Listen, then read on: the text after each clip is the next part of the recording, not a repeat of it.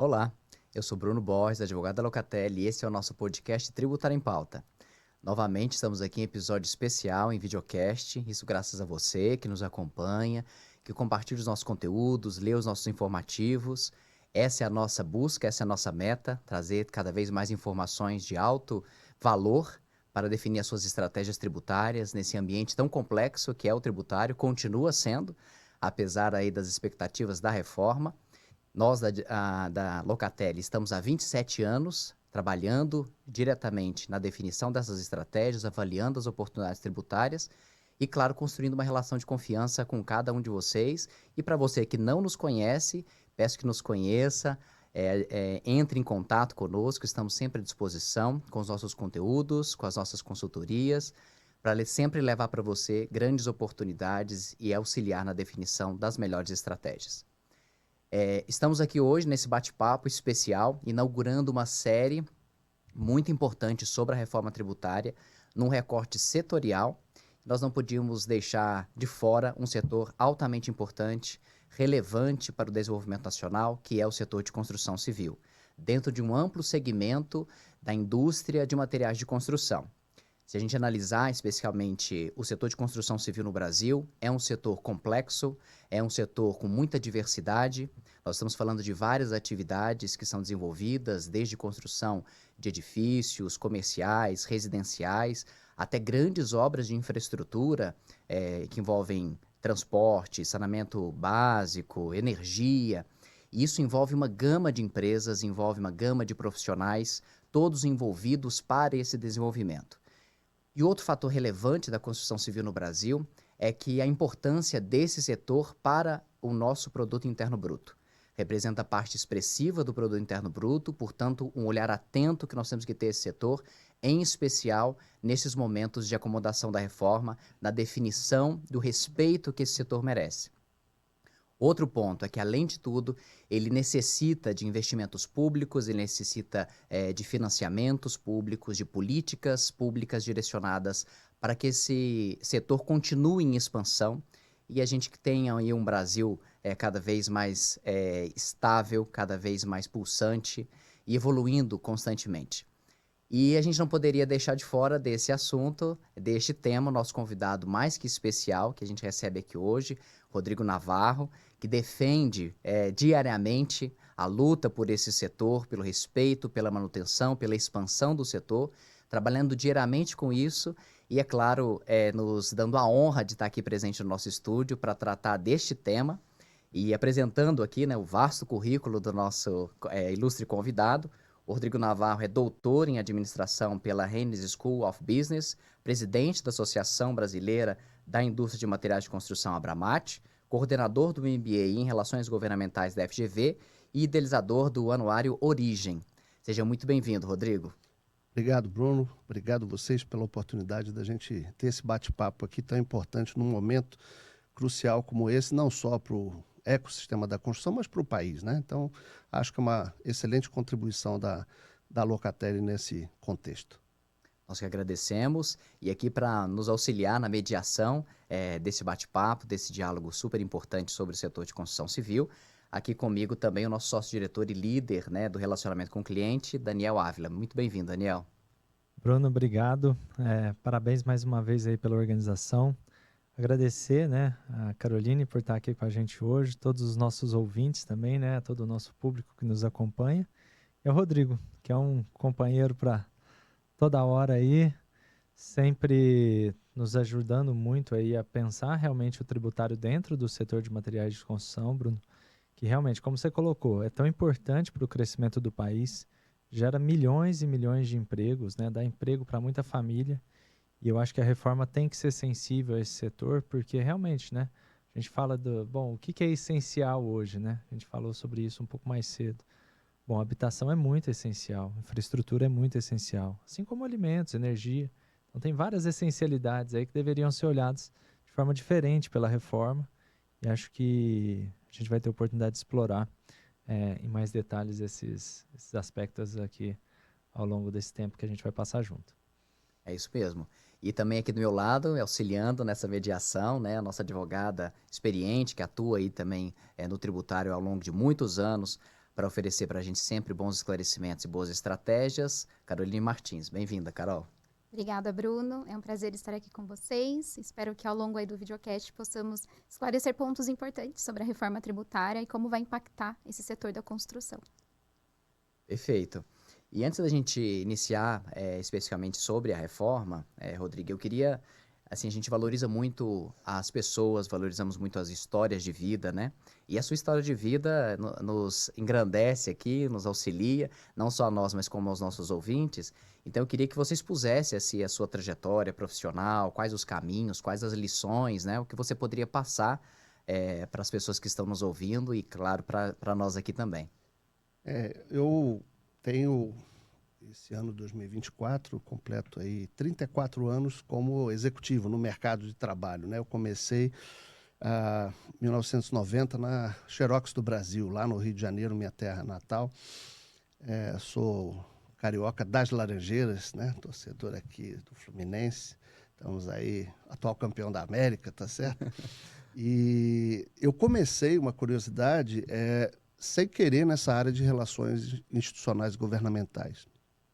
O Xerox já tinha um time estruturado nisso e eu buscando um programa de trainee, fazendo a minha faculdade de engenharia lá na UFRJ, vi lá um anúncio, né, de trainee para a Xerox do Brasil. Naquela época, a Xerox era a terceira maior do mundo. Você tinha a Xerox americana, a Xerox do Japão e a do Brasil.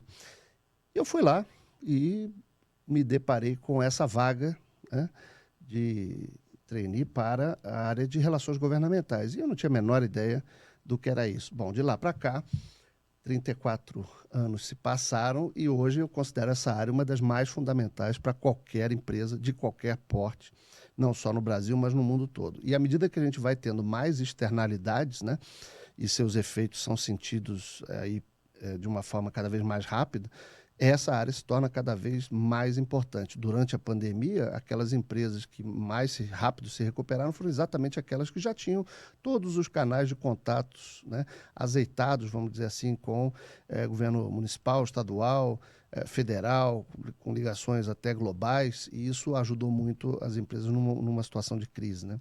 Mas, ao lado dessa carreira como executivo, eu passei também, isso não foi planejado, mas já na linha de recomendações aí, eu costumo passar para os meus alunos, para os meus mentorados, que é trabalhar em múltiplas indústrias, né? Eu já trabalhei, comecei nessa parte de máquinas e equipamentos, bens de capital, aí depois eu fui para telecom, fui para a indústria de celulares, né, eletroeletrônico, bens de informática, trabalhei com tabaco, trabalhei numa fase de consultoria com agro, com defensivos químicos, com todos aqueles temas bem difíceis de você tratar, né, de você negociar, de você conseguir ali benefícios e pensando assim, o que eu preciso de ambiente regulatório adequado para esse negócio prosperar.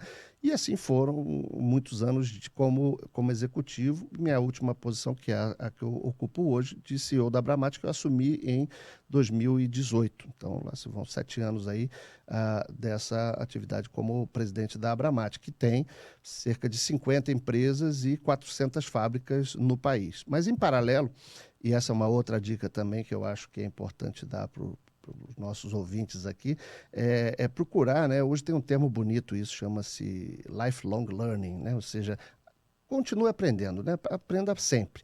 E eu desenvolvi uma carreira como acadêmico. Então, eu já estou na Fundação Getúlio Vargas há 25 anos como professor nos MBAs. E aí, junto dessa carreira como acadêmico, terceiro eixo, vamos dizer assim, que é o de empreendedor. Então, em 2015, eu propus e a FGV aceitou lançar o primeiro MBA de Relações Governamentais aqui no Brasil. Desde então, eu coordeno esse MBA aqui no Brasil. Em 2019, a gente lançou o Anuário Origem, que é o primeiro e único anuário de Relações Institucionais e Governamentais do Brasil, da América Latina e, posso arriscar dizer, do mundo, porque eu não tenho conhecimento de um outro anuário que retrata o lobby, a relação institucional, governamental, de uma forma tão transparente como o Origem faz. E, para finalizar, duas coisas que a gente fez esse ano, que eu acho também meritório de registro, a gente criou a Liga das Associações Brasileiras Setoriais, né, a LABS. Então, um grupo de presidentes de entidades que se reúne para discutir um olhar para dentro das entidades. As entidades setoriais, elas estão se profissionalizando e precisando de pessoas profissionais cada vez mais capacitados. A gente faz ali uma troca de informações, de benchmark, de como elas operam, né, olhando para dentro. E isso tem sido muito interessante. A gente já tem mais de 20 entidades nesse grupo que a gente periodicamente se reúne. E uma última iniciativa nessa linha do empreendedorismo, né, é o workshop de RIG dessa área para C-Level e conselheiros, que a gente já fez uma edição, foi um super sucesso, vai fazer outra agora em outubro, porque o CEO, muitas vezes, ele chega nessa posição tendo feito, 10 media trainings ou 20 media trainings, ou seja, aprender a falar com a imprensa, mas nenhum government relations training. Então, como falar com o governo, como negociar o governo. Então, para suprir essa lacuna, a gente lançou esse workshop também. Então, tem aí um misto de histórico e algumas dicas aí para os nossos ouvintes envolvendo essa área que eu acho fascinante, porque ela é muito complexa e traz resultados muito significativos, que é a área de RIG ou de relações institucionais e governamentais. E assim, tratando especialmente da própria reforma, né, a gente percebe esse eixo fundamental de relações governamentais. E então, assim, estamos com a pessoa certa para falar sobre essa complexidade. É claro que é um diálogo, né? E no diálogo há pontos de avanço, há pontos de recuo, são necessidades e questões que a gente tem que tratar sempre. Então, realmente é muito importante. E sua trajetória aí vem para brilhantar ainda mais aqui o nosso videocast. E um ponto que eu acho que é importante, a gente recebeu alguns questionamentos, a gente estruturou aqui algumas perguntas, sobre especialmente a Abramat, né? A sua presidência na Abramat, a sua condução, né? Sobre esses aspectos. E eu vou passar a palavra para o Daniel, que acho que o Daniel também tem essa relação muito próxima aí com essas estratégias tributárias, com a definição desse contexto, tanto do anterior à reforma e agora especialmente com a reforma. Então, fique à vontade, Daniel. Obrigado, Bruno. Rodrigo, eu acho que ao longo desses anos a gente desenvolveu um relacionamento muito próximo com a Abramat, né? E o Rodrigo, você vê, né? Assim, em poucos minutos ele já traz uma visão do que é essa trajetória e essa experiência dele. E faz muito sentido o papel que a Abramat exerce, representando grande parte do PIB, né? Os principais CEOs do país, as principais empresas do setor da indústria de construção são associadas. E essa questão do aprendizado continuado que o Rodrigo colocou, né? Então, eu acho que, a reforma talvez seja a melhor expressão disso, né, Bruno? Porque a gente, como advogados, tributaristas, né, a gente vai ter que reaprender tudo, né? Então, isso está dentro desse conceito, assim, tá dentro da nossa agenda. E agora, assim como nós teremos que nos adaptar, eu acho que, enfim, também o setor de construção vai ter que se adaptar e tudo isso faz parte do nosso dia a dia. Agora, Rodrigo, dentro da relação, né, que a Abramat tem nas discussões tributárias, e a gente tem diversas iniciativas, a minha pergunta é, como você tem visto as ações coletivas, né, como instrumento de representação dos associados, como que isso tem impactado os associados? Você criou um GT tributário, né, dentro da Abramat, acho que até num momento muito oportuno para os associados. Então, como que isso tem impactado o público que hoje tem o privilégio, né, de poder ser associado da Abramat? Então, Daniel, eu acho que a gente está sempre procurando evoluir, né? Quando eu assumi a Abramat, lá em 2018, a Abramat, como um grupo, né, como uma entidade setorial, nunca tinha entrado com nenhuma ação judicial na história.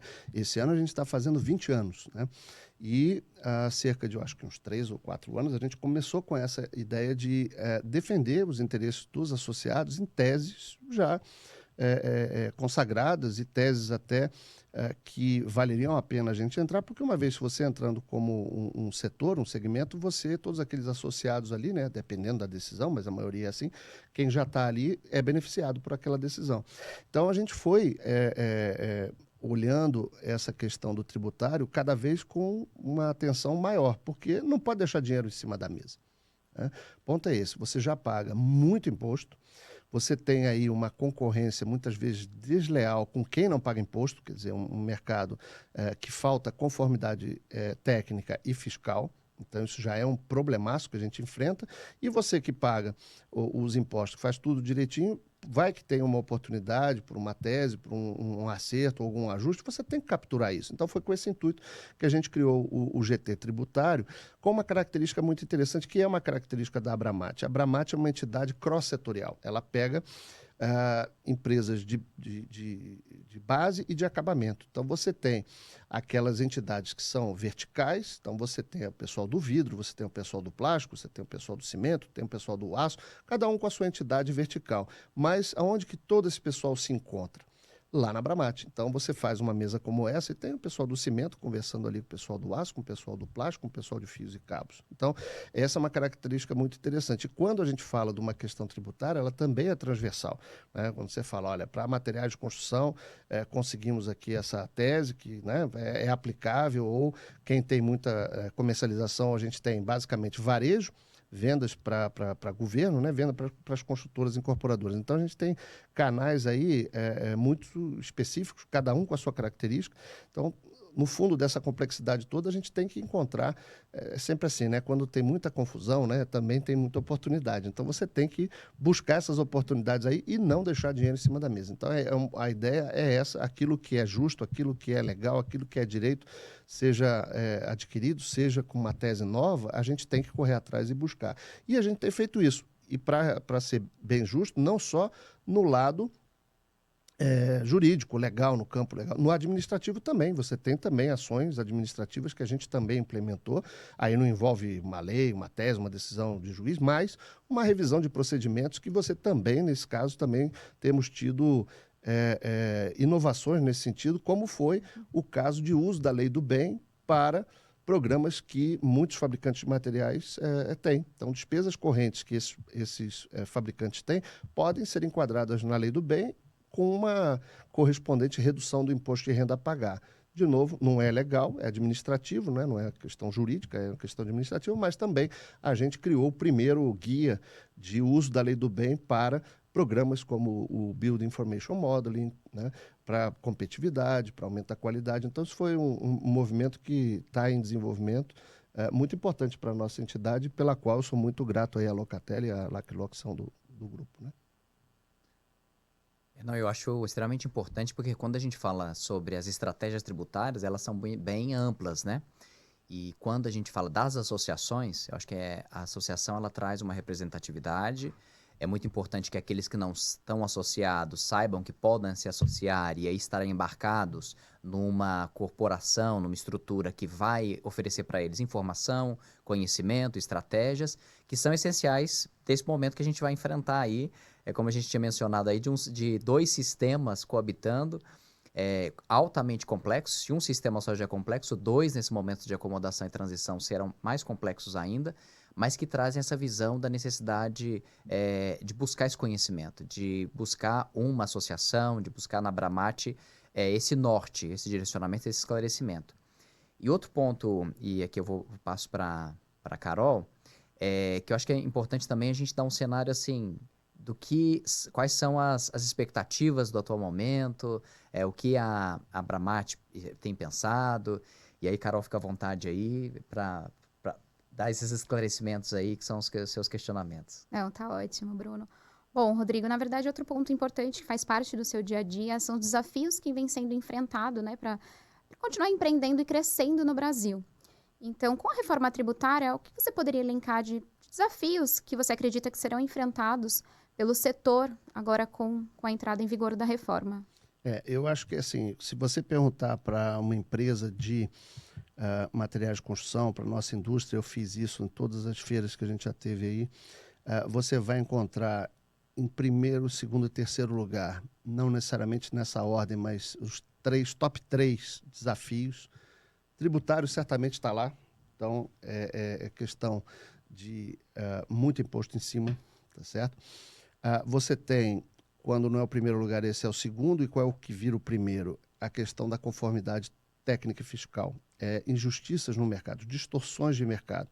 Esse é tão importante quanto essas discussões tributárias, porque você tem muitos problemas ali no mercado e depois eu vou até dizer uma ação que a gente está fazendo para ajudar a mitigar esse problema. E um terceiro e grave problema que também a gente procura, os associados procuram sanar, é a questão da capacitação de mão de obra.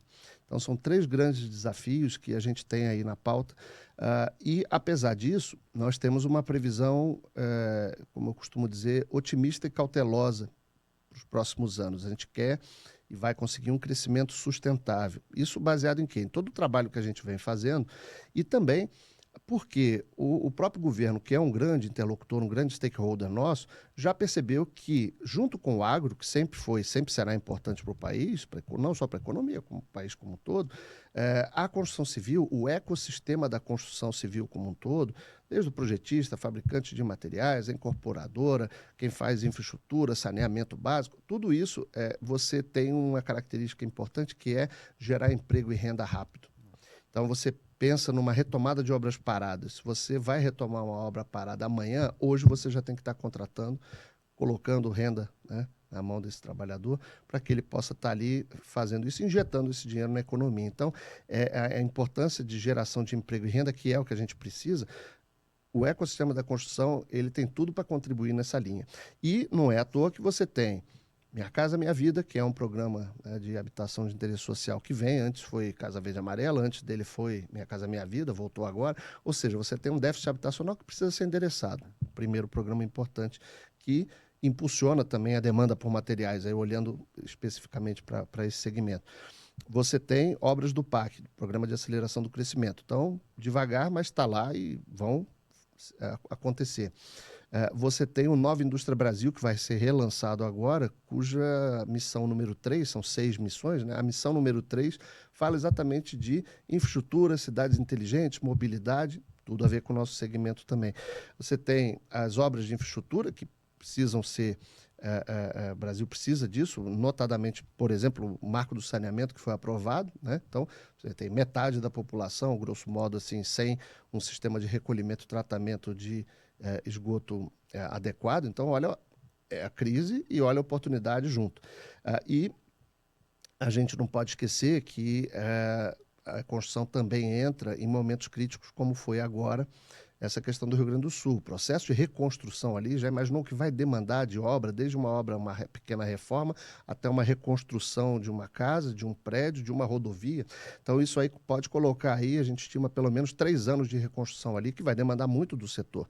E, assim também como aconteceu no caso da Covid, que você precisou construir hospitais ali rapidamente, né? E a construção civil também teve presente, não só com as doações, com a atuação, mas na construção disso. E aqui em São Paulo, Litoral Norte, também a mesma coisa. Quando você teve aquela tragédia, você também precisou acionar a construção civil. Então, é um setor, como disse o Daniel, super importante para o país e que precisa desse olhar diferenciado, sim.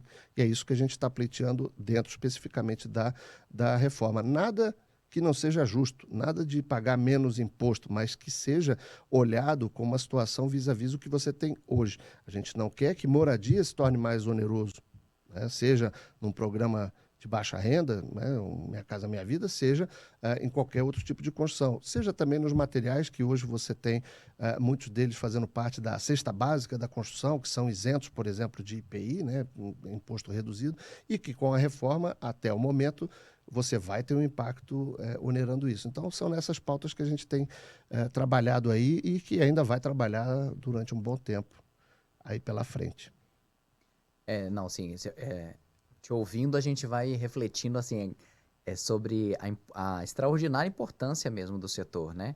Porque aí você pontuou momentos muito delicados de desastres ambientais, e a gente está vivendo uma instabilidade climática. Então, isso tende a ser, de alguma forma, presente no nosso dia a dia e vai demandar muito de uma construção civil cada vez mais moderna, rápida, né, eficiente, e também analisar a questão do futuro, né? Como comportar o número de habitantes em cidades sustentáveis, em cidades que mantenham um equilíbrio, né, desse ecossistema nosso mesmo, né?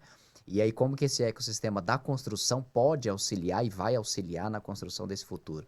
Inclusive, esse é um primeiro ponto, já entrando aí especificamente no tema reforma tributária, que eu acho que foi uma grande conquista que a gente tem que ficar de olho ainda, porque está aí no processo de discussão no Senado agora, mas uma coisa que a gente já pleiteava há bastante tempo, que tem ligação com esse ponto, é a equalização entre a construção industrializada, que é mais moderna, onde você monta, uma forma simplificada, monta tudo fora ali como se fosse um Lego, né, e leva ali para o local já tudo pronto e faz a montagem ali. É muito mais rápido, muito mais sustentável, muito mais controlável. Mas para fazer isso, você enfrenta a construção tradicional, que é aquela feita no local da obra. Qual é a dificuldade? O que tem a ver isso com o tributário? É que quando você faz ali na obra, você encara aquilo como um serviço. Grosso modo, você tem ali um impacto de ISS.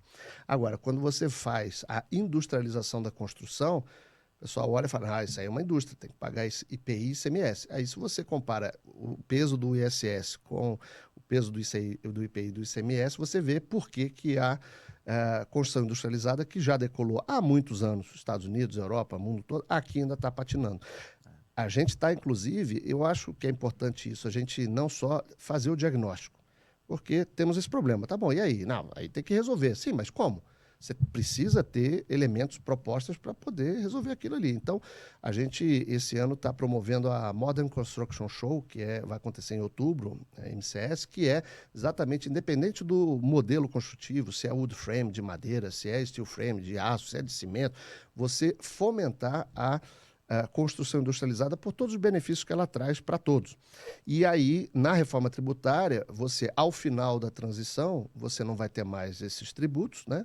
Então, são tributados da mesma forma, com o IBS e com o CBS, as duas modalidades. O ponto aí, e esse já é um pleito que a gente tem trabalhado, é que em algum momento a gente vai ter que sentar e falar, eu não posso esperar 10 anos para ter essa equalização implementada. Então, a gente vai ter que acelerar, senão o prazo que está previsto na Constituição não dá para mudar a forma ou a aceleração dessa equalização. De repente, os 3 primeiros anos, a cada ano ali, você equaliza 30 pontos percentuais. Então, em 3 anos, você já equalizou 90%.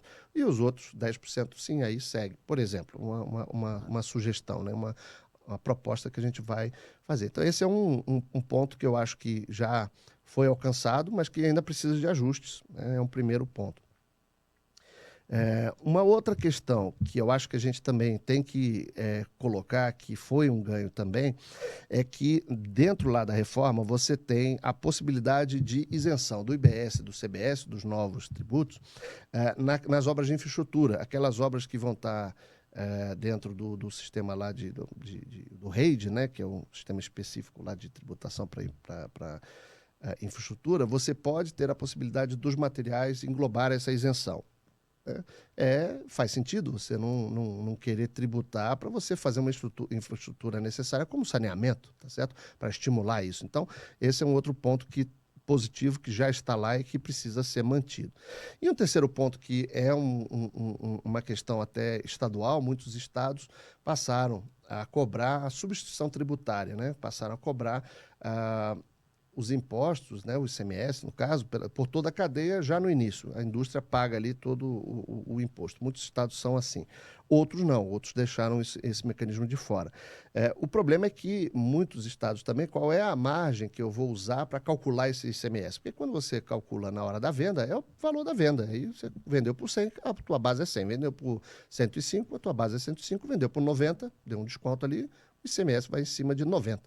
Mas, no caso da substituição tributária, você faz uma pesquisa e, muitas vezes, há distorções nessa pesquisa e você acaba atribuindo ali uma margem para aquele produto. Olha, nesse produto aqui a sua margem é 58%, é 85%, é 100%, né, 40%. E aí pode não corresponder à realidade e você acaba tendo um impacto muito mais alto. E pior, como isso não é uniforme, você pode ter um estado que não cobra aquela mesma margem, ou não tem substituição tributária, e você acaba desviando as compras de um estado limítrofe com o outro. Então, com isso, a reforma não traz, pelo menos até o momento, a previsão da substituição tributária. Então, esses 3 pontos eu acho que são assim 3 pontos importantes que o texto da reforma, até o momento, já contempla, com um outro ajuste que precisa ser feito, mas já são 3 pontos a destacar. Não, perfeito. A gente tem aí um longo caminho a percorrer, né? Acho que o Daniel também tem algumas considerações aí sobre a reforma, sobre o texto. Fica à vontade, Daniel. Não, tá ótimo, Bruno. Bom, Rodrigo, eu costumo dizer, né, que no Brasil o advogado fala mais de reforma do que arquiteto, Rodrigo. Boa. E provavelmente a gente vai continuar com essa pauta aí por longos e longos anos. Eu vou né? usar essa aí. Essa é boa. E o que é uma contradição, mas você fazendo esse comparativo aí da construção industrializada com a construção tradicional, Faz né? sentido, né? Você vê, né, a diferença é que o tributário ele faz preço, ele muda preço relativo das coisas, sendo que você não muda a entrega, né? Você tem o mesmo produto sendo entregue com precificações diferentes por uma questão conceitual, né? Mas, Rodrigo, durante o tempo da reforma, bom, a gente vai ter regimes de tributação diferenciados, né, Bruno? Isso vai ser revisto a cada 5 anos, né? A gente vai ter revisões quinquenais desses regimes de tributação diferenciados. Como que você vê o papel das relações governamentais e institucionais dentro dessas revisões? Assim, quer dizer, olhando a tua experiência, necessidade de diálogo aí com o legislativo, com o executivo, para aperfeiçoar, porque eu penso que essas revisões, o papel delas é aperfeiçoar o que a gente aprendeu, os feedbacks que a gente colheu ao longo desse tempo de experimentação. Então, como você vê o papel das relações institucionais e governamentais nesse quesito, Rodrigo? É fundamental. Veja o meu caso. Eu faço parte do conselho da CNI, né, da Confederação Nacional da Indústria, no COPIN, que é o Conselho de Política Industrial, e do Fórum Nacional da Indústria. Né? Também faço parte da vice-presidência do Conselho da Construção da Fiesp. Faço parte do Conselho da BNT. Você está vislumbrando, primeiro, assim, uma necessidade de estar junto. Né? Antes você tinha o pleito de uma empresa, a empresa ia lá e defendia aquela tese, aquela importância de um ajuste do ambiente regulatório, por exemplo. Depois, o pessoal percebeu que, para ganhar força, era importante você estar junto com outros do mesmo segmento, inclusive concorrentes, pleiteando um ambiente melhor para todos, e ali naquele ambiente melhor, cada um que vença o melhor ali no mercado, tá certo? E aí criaram-se essas entidades setoriais cada vez mais profissionais. Isso é uma tendência, né? Tem um presidente executivo que não é emprestado de algum associado. Fica aí você aí 2 anos aí. Não, vai o Bruno. Não. Vamos trazer aqui a Carol, que vai ser a nossa presidente, que ela não é de nenhuma empresa, e ela vai ajudar a coordenar esses trabalhos. É isso que a gente está vendo cada vez mais nesse mercado. E um passo adiante foi juntar os setores, como no caso da reforma tributária, e pleitear de forma cross-setorial. Por exemplo, eu vi uma CNI. Quando o pleito da CNI é apresentado, não é um pleito só da construção, ou só do setor químico, ou só do setor automotivo. É um pleito da indústria brasileira, que carece muito dessa valorização. Está em curso um processo também de comunicação, de mostrar a importância toda da indústria. A gente falou aqui da construção, mas você pode replicar isso para todas as indústrias. Tem lá o seu papel super importante nesse rol aí de PIB, de emprego, de renda, de atração de investimento para o país. Né? Então, o papel das relações institucionais e governamentais vai ser cada vez maior nesse processo de clusterização de defesa de interesse. Até porque, do outro lado da mesa, esse mesmo processo de clusterização tá acontecendo. Antes você tinha um parlamentar que era interessado naquele tema, seja lá pela razão que for, trabalho, gosto do setor, alguma coisa, ponto. Aí o outro parlamentar fala, poxa, eu também vou levantar essa bandeira, vou junto contigo. Daqui a pouco aquele partido é reconhecido por apoiar tal segmento. Muito bem, aí outros parlamentares de outros partidos começam a se interessar, daqui a pouco você tem o quê? Uma frente parlamentar em prol do segmento X. Tem 200 frentes lá. E ali você tem 350 parlamentares num grupo, né? Então, esse grupo, do lado, por exemplo, da indústria ou do agro, você tem um braço para discutir, para apresentar propostas, para apresentar diagnóstico para um outro grupo, no caso, que está legislando naquele assunto. Então, vai ser cada vez mais fundamental. E é assim que a gente tem feito no caso da reforma tributária. Os setores apresentam, por exemplo, o conceito. O alimento não pode ser sobretaxado. Ok, eu não sou da indústria hoje de alimento, mas reconheço que o alimento é super importante, o agro é importante.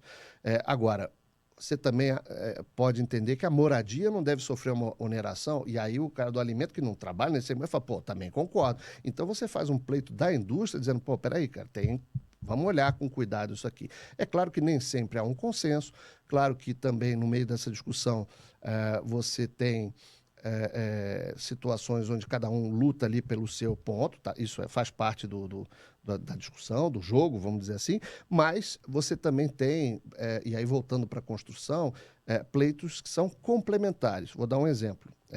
Você tem as incorporadoras e as construtoras que têm o nosso apoio, pleiteando a questão do aumento do redutor, que hoje está em 40% para 60%.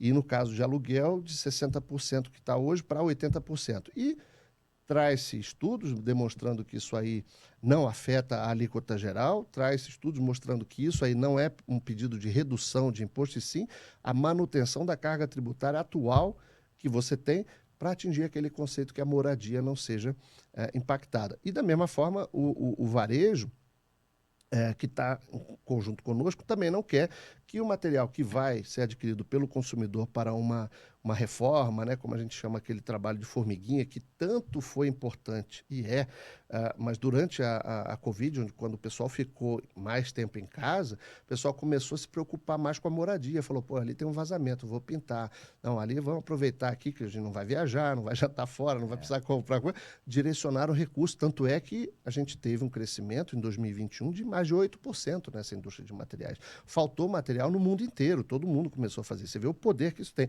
Você não pode punir isso, você não pode taxar mais. Então, a gente tem alguns pleitos específicos nesse sentido também. Então, só vai aumentar, Daniel, seja individualmente, mas, sobretudo, via essas entidades e essas entidades setoriais e cross-setoriais.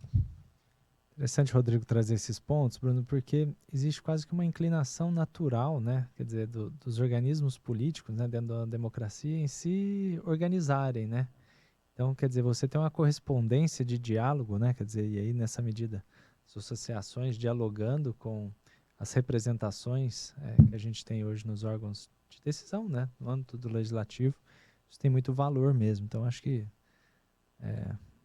muito positivo aí os esclarecimentos, Rodrigo, o senhor sempre realmente aclarando, como o Bruno bem colocou. E você vê, a gente, dentro dessa linha, a gente tem essas medidas, vamos chamar assim, pleitos reativos, né? Então, você tem lá uma medida que você tem que explicar por que aquela medida é ruim e trabalhar para que ela não progrida ali no Congresso, por exemplo. E isso a gente faz, o reativo. Mas tem também o proativo. Então, eu aqui no início falei para a Carol que a gente tinha alguns pontos importantes aí de atenção, e um deles, quando não é o primeiro, é o segundo, é a questão da falta de conformidade técnica e fiscal.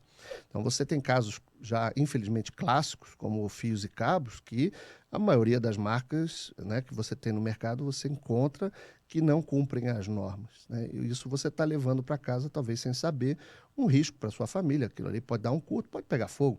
Ah, mas é mais barato? Sim, mas é um barato que pode custar a sua vida, da sua família. Então, alto lá, né? Ah, mas como é que eu vou saber? Como é que é e tal? Então, esse é um problema que a gente está endereçando via um projeto, e aí do lado proativo da coisa, de inserir no código de barras, naquela codificação, a norma que o produto atende. Então, de posse dessa informação, você pode, por exemplo, virar para o governo com essa boa relação que você já foi plantando ao longo do tempo, e o governo adotar aquilo como um critério nas suas compras públicas. Olha, se eu não tiver informação de qual é a norma que o produto atende, você não atestar isso, não autodeclarar isso, eu nem vou comprar de você.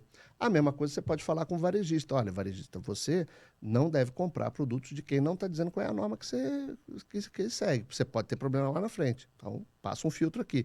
Outro problema que hoje você tem muito grande é as plataformas de e-commerce, né? Elas são, você anunciou um produto fora de norma. Elas se defendem, até a meu ver corretamente, dizendo, mas não sou eu que tenho que garantir se o produto é conforme ou não é. Peraí, é uma atribuição que não é minha. E fica naquela discussão.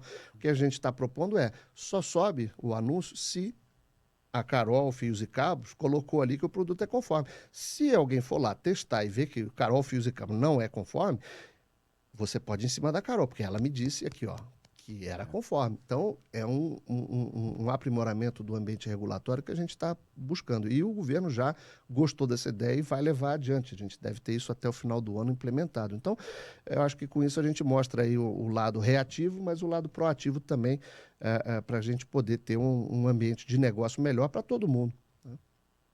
Não, e assim, a gente sempre se surpreende, porque você vai falando, a gente vai aqui pensando, né? Como é difícil empreender no Brasil, né? E assim, a questão do custo Brasil, e aí a gente cria expectativas e vai simplificar. Só que a engrenagem, até chegar ao produto final, ao consumidor final, ela é muito complexa.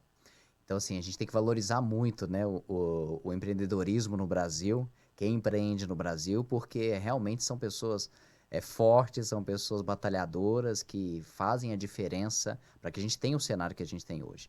E esse ecossistema da construção aí demonstra toda essa complexidade, né? Então, assim, de um cabo que necessita também ser vistoriado, entrar nas normas para que garanta a segurança necessária às pessoas, às famílias e tudo, são detalhes fundamentais na estruturação de tudo que a gente tem construído, né? Sem dúvida. Então, é surpreendente mesmo. Sem dúvida. E você está mexendo com um sonho, né? Você está mexendo com a vida da pessoa, com um sonho. Quem que não quer lá a sua casa própria toda bonitinha? Vamos pintar aqui a alegria que dá. Pô, ficou lindo, que legal. Ou ganhou um ente novo, um filho, uma filha que está nascendo. Vamos preparar Isso tudo é a jornada, né? É vida. Então, isso aí é super importante para a gente e eu me orgulho muito de contribuir de alguma forma para que esses sonhos dessas pessoas se, né, concretizem. Da mesma forma que você vê uma estrada, né, que você anda ali, que está tudo bacana, você fala, pô, que estrada legal, pô, que bacana, que trabalho que foi legal aqui, não afetou o meu carro, não caiu o buraco, não alagou, né?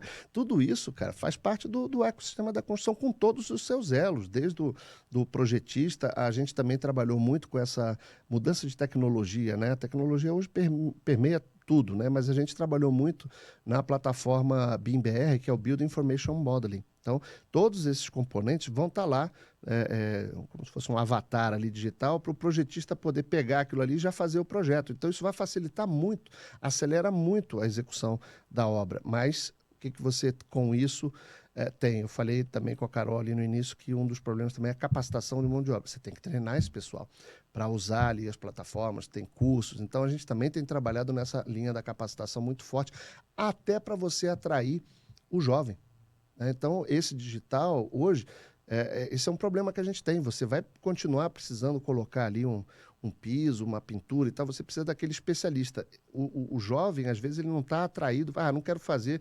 O pai é um tremendo pintor e tal. Não quero fazer como meu pai faz, mas talvez com o digital, no BIM eu quero programar lá, eu quero fazer. Então, é uma forma também de você atrair mais jovens para esse mercado, que é extremamente promissor e inovador e sustentável. É um outro ponto que a gente precisa destacar, porque se você tem uma série de questões de emissão de gases, de uso mesmo da obra e tal, você tem também uma série de iniciativas que precisam ser demonstradas.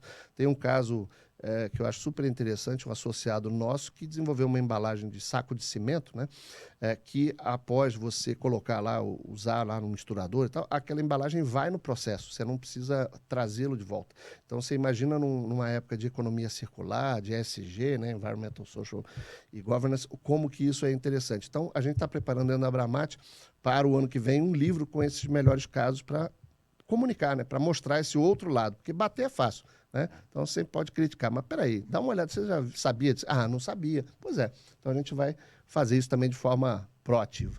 Perfeito. E a Carol tem acompanhado também aí a Abramat, os GTs e sempre atenta aí, acho que ela tem também alguns questionamentos relacionados à Abramat. Fica à vontade, Carol. Ótimo.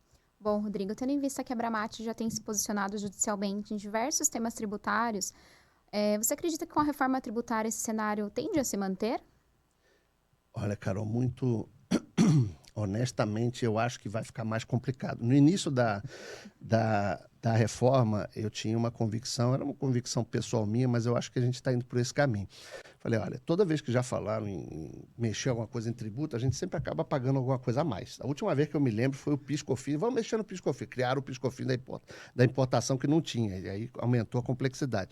Então, o que eu tinha falado para muitos associados, eu falei, olha, o governo precisa arrecadar, tem lá tal. E esse é um outro ponto de crítica construtiva ao governo. Eu faço parte também do do Conselhão da Presidência da República, a gente tem colocado isso lá, ok.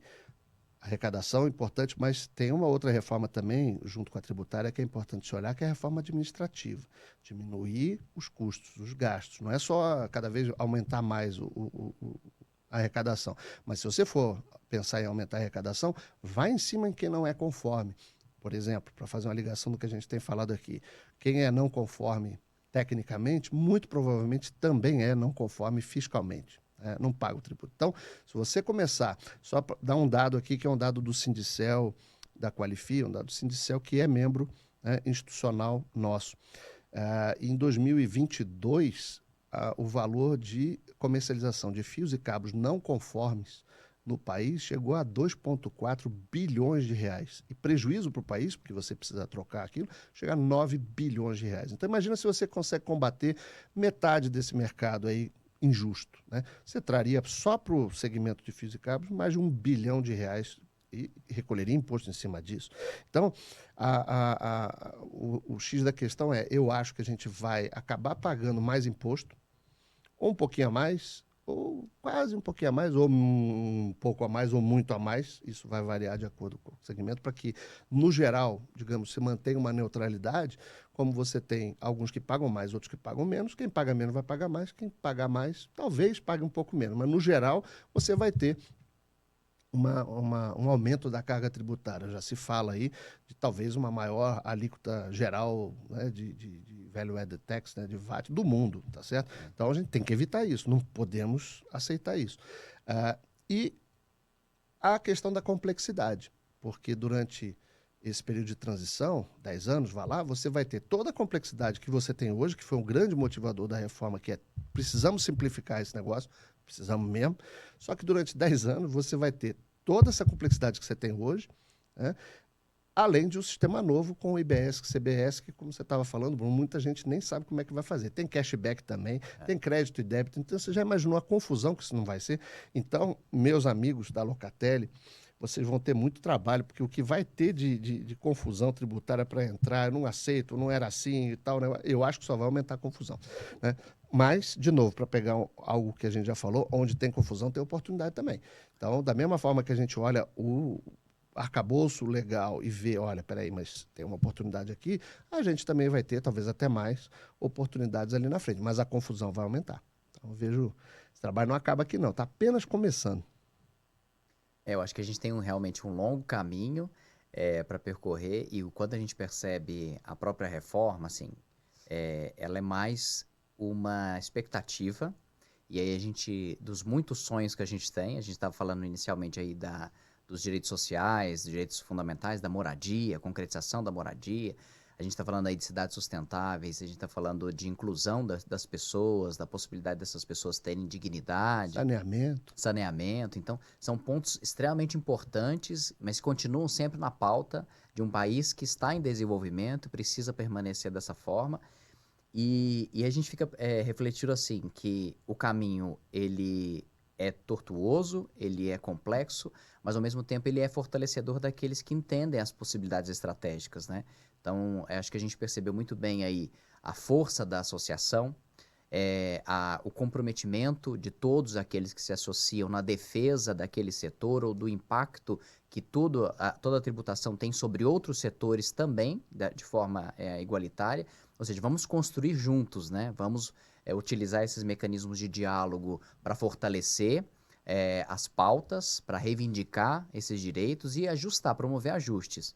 A gente começou agora um novo sistema tributário, né? O Daniel até cita aí, estamos refundando o sistema tributário, mas que a gente comece agora mais, digamos, mais fortalecidos, mais unidos, né?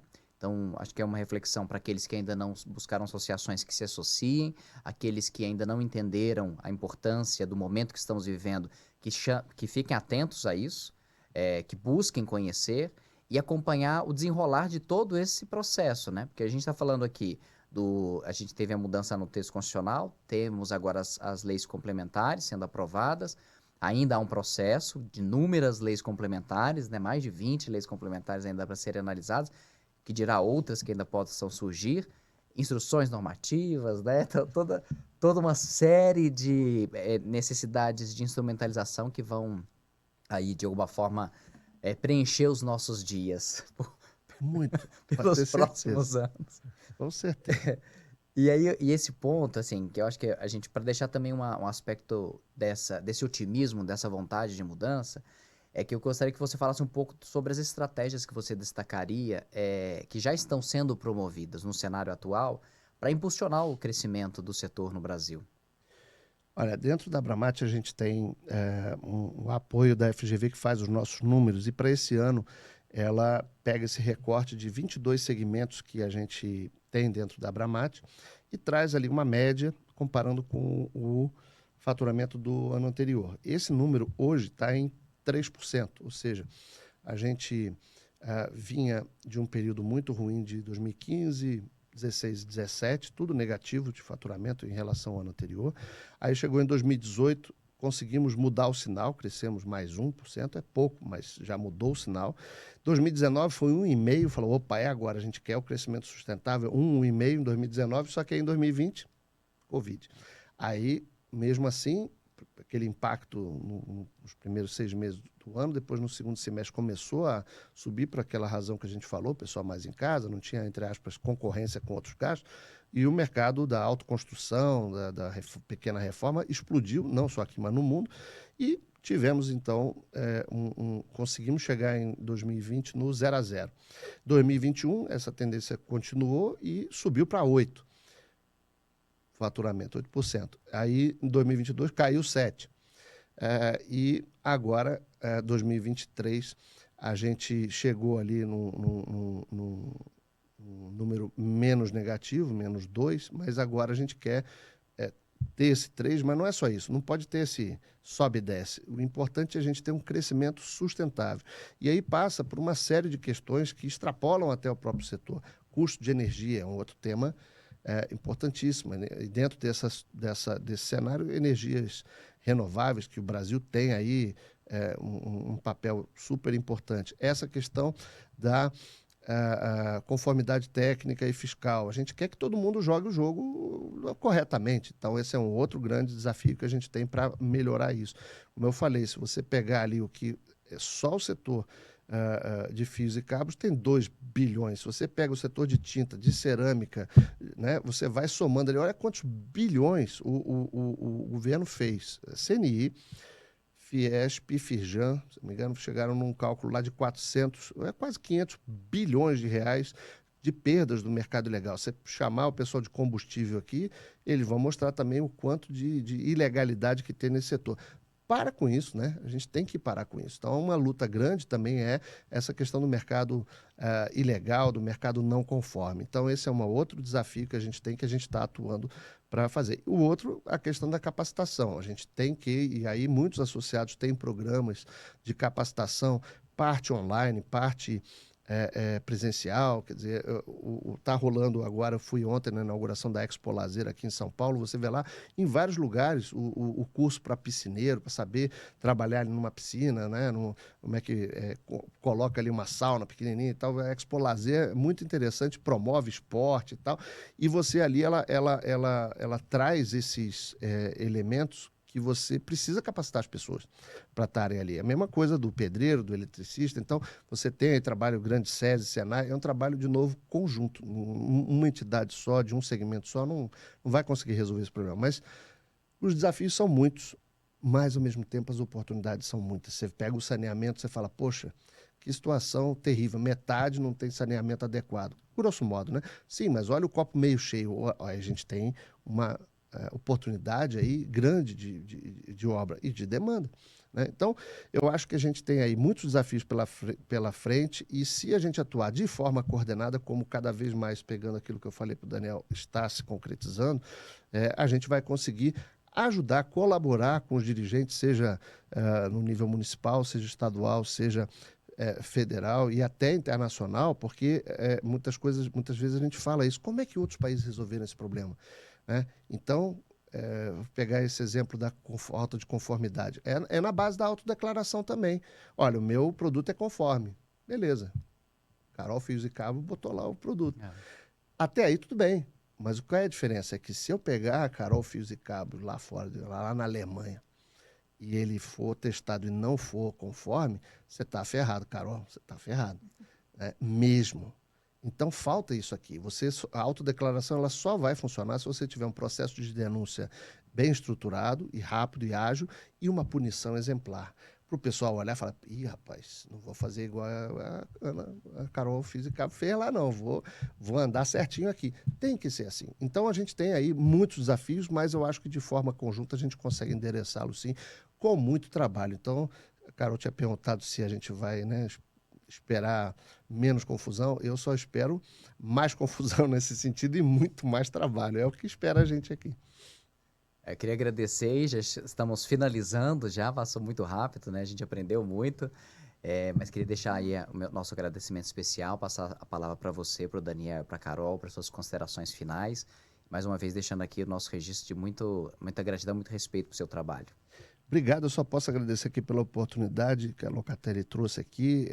Posso sugerir para quem quiser ter mais detalhes, entra lá, tem no nosso site abramate.org.br, tem muito do que a gente falou lá, tem notícias, tem informações que a gente está sempre, né, como mercado muito dinâmico, alimentando lá o site, então podem baixar. Quem for do setor e quiser se associar também já fica convidado, seja fabricante, seja um membro colaborador que auxilia de alguma forma o nosso ecossistema, seja uma outra entidade que gostaria de estar em contato conosco. As portas estão abertas porque o trabalho é conjunto. Agradeço muito, Bruno, Carol, Daniel. Obrigado. Bom, Rodrigo, obrigado aí por ter dividido esses conhecimentos com a gente, né, Bruno? Agradecer a todos os ouvintes aí, né, que nos prestigiaram hoje. Agradecer, Carol, e a tua organização, Bruno, junto com o Yuri e a equipe aqui da Locatelli, que está promovendo essas conversas que eu acho que são tão ricas, né? Eu acho que a reforma que a gente está olhando agora, ela tem vários elementos ali de desconfiança do governo em relação aos contribuintes. E eu acho que essas conversas aumentam a confiança de pessoas que querem melhorar o sistema. Acho que o fato do Rodrigo, por exemplo, hoje estar dentro do conselho, estar dentro de uma entidade representativa muito proeminente dentro do PIB do país, isso nos dá mais esperança de que temas importantes vão ser endereçados. Como o Rodrigo colocou, bom, a gente alcançou 50% de nível de saneamento básico. Como é que a gente introduz e traz essas pessoas para dentro do saneamento? Isso passa por construção civil, né? Moradia, direito constitucional básico, né, Bruno? Quer dizer, como é que a construção civil também é apoiada nesse sentido? As pessoas precisam ter um lar, precisam ter um ponto de segurança, né, de abrigo, que no fim das contas, se a gente não tratar, vai sobrecarregar lá no SUS, né? Porque moradia adequada, saneamento básico adequado, vão, de um certo modo, encarecer o Estado. Certo? Se eles não forem endereçados corretamente, eles vão encarecer. Então, isso é saúde pública. Mas, enfim, são vários assuntos. Eu acho que é um tema que ainda vai tomar muito a nossa pauta aqui, Bruno, ao longo desse semestre e os próximos anos. Então, parabéns novamente pela organização aí e muito obrigado novamente a todos aí que nos ouviram e participaram desse nosso videocast nessa tarde. Muito obrigada, Rodrigo. Foi um prazer participar aqui com você. Obrigada por dividir seu conhecimento conosco. Foi muito importante, muito esclarecedor. Obrigado. Parabéns. Nós que agradecemos e para você que nos ouviu, que nos acompanhou, nosso agradecimento. Se tiver com alguma dúvida, pode deixar a dúvida aqui, registre e a gente vai entrar em contato, vai esclarecer. É uma série, né, o início de uma série setorial da reforma tributária que a gente iniciou hoje. Gostaria muito de agradecer, então, a todos os nossos ouvintes, agradecer novamente ao Rodrigo por a sua ilustre presença. E o nosso podcast Tributário em Pauta fica por aqui. Peço que nos acompanhem, sigam as nossas redes sociais. Estamos sempre à disposição para levar a você, contribuinte, todo o conhecimento e respeitando sempre os seus direitos na defesa deles. Muito obrigado.